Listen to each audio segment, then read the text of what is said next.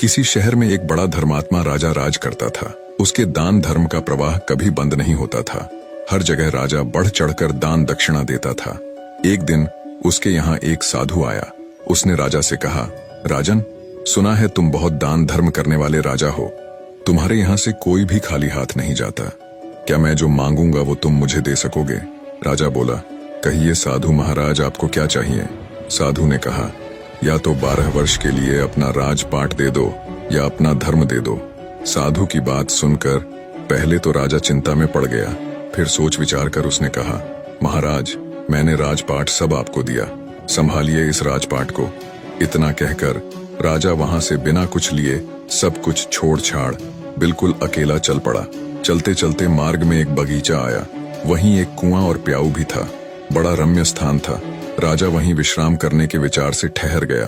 अगल बगल देखने पर उसे एक जीर्ण कसा हुआ सुंदर घोड़ा दिखाई दिया, जिसके पास एक सुंदर स्त्री बैठी हुई रो रही थी। राजा को स्वभावतः दया आई। उसने उस स्त्री से रोने का कारण पूछा। स्त्री बोली, महाराज, मैं एक राजकुमारी हूँ। मेरे पिता और भ्राता सबको शत्रुओं ने मार डाला है। मैं किसी प्रकार जान बचाकर यहाँ भाग आई हूँ। अब आप ही देव के द्वारा भेजे मेरे आश्रयदाता हैं, अतः मुझे शरण दें।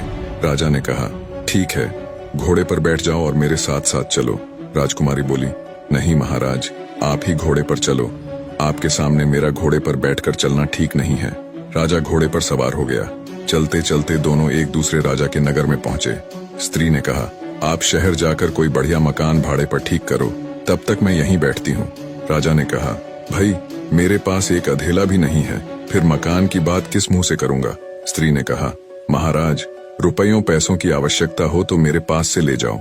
और उसने निकालकर 10 मोहरें राजा को थमा दी।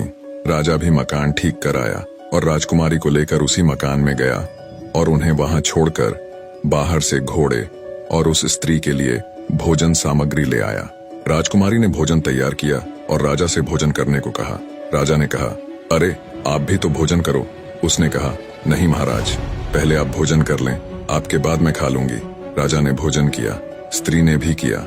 दूसरे दिन उस स्त्री ने कहा, राजन, आपको अधिक कष्ट होता है काम करने में, क्यों ना एक नौकर रख लो। राजा बोला, भाई, मेरे पास तो एक अधेला भी नहीं है और तुम मुझसे राजाओं की सी बात कर रही हो। स्त्री ने कहा, राजन, आप असमंजस में ना पड़िए। मैं औरत जात न हुई होती तो स्वयं इन कामों को कर लाती। आपको कहने भी नहीं जाती। रुपये पैसों की आपको जब भी आवश्यकता पड़े, आप हमसे निस्संकोच मांग लिया कीजिए। राजा गया और एक नौकर ले आया। कुछ दिनों के बाद उस स्त्री ने कहा, राजन, मन बहलाने के लिए कभी कभी यहाँ के राजा की कचहरी में चले जाया करो और वहाँ की कुछ बातें सुन लिया करो। अब राजा रोज कचहरी जाने लगा। उस नगर का राजा यह समझकर कि यह मेरे मंत्रियों में से किसी का संबंधी होगा, उससे कुछ न पूछता।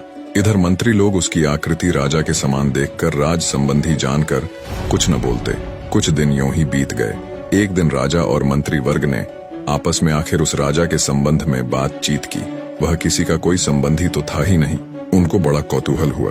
दूसरे दिन राजा ने उससे परिचय मांगा। उसने अपनी सारी बात बता दी। उसकी धर्मप्रियता देख राजा ने उसका बड़ा स्वागत किया और अपना मुकुट उसके सिर पर रख उसकी पगड़ी अपने सिर पर रख ली, अपने सिंहासन पर बैठाया और मित्रता की प्रतिज्ञा की। दूसरे दिन उसे फिर कचहरी में आने का निमंत्रण दिया। राजा ने सारी घटना उस स्त्री से कह सुनाई।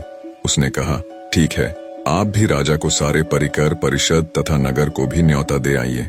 वह पहले तो हिचकिचाया, पर उसके प्रभाव तथा आग्रह को देखकर राजा उस स्त्री की बात मान गया और अगले दिन जब कचहरी गया तो राजा को सारे मंत्री परिषद सहित पूरे नगर को अगले दिन सुबह के भोज के लिए आमंत्रित किया।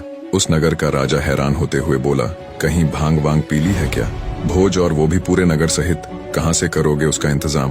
खैर, बोले, जाओ ठीक है, मनमानी करो, मित्र ही तो हो। शाम को उस नगर के राजा ने एक सिपाही भेजकर पता लगवाया और कहा, जाकर देखो तो सुबह भोज के लिए क्या इंतजाम है। सिपाहियों ने देखा तो वहाँ कुछ नहीं था। आकर ज्यों का त्यों राजा को बता दिया। राजा ने कहा, भाई, उसने पक्का भांग वांग ही पी रखी होगी। इधर इसको भी चैन न था। उस स्त्री से कहने लगा, भाई, तूने मेरी अच्छी फजीहत कराई है, प्रातः राजा न जाने मुझे क्या कहेगा। स्त्री ने कहा, महाराज, चिंता न करें। यदि आपको धैर्य न हो तो उस बगीचे में देखाएं जहाँ से मुझे लिवा लाए थे।